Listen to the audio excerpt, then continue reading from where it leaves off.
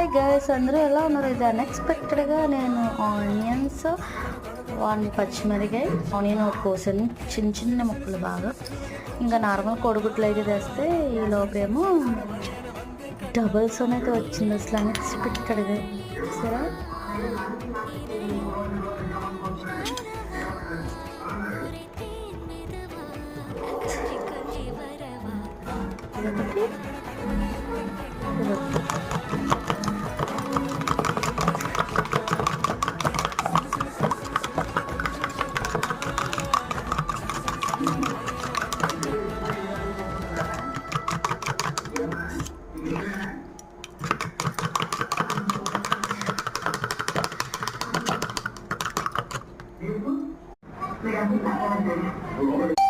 Cherry, say hi.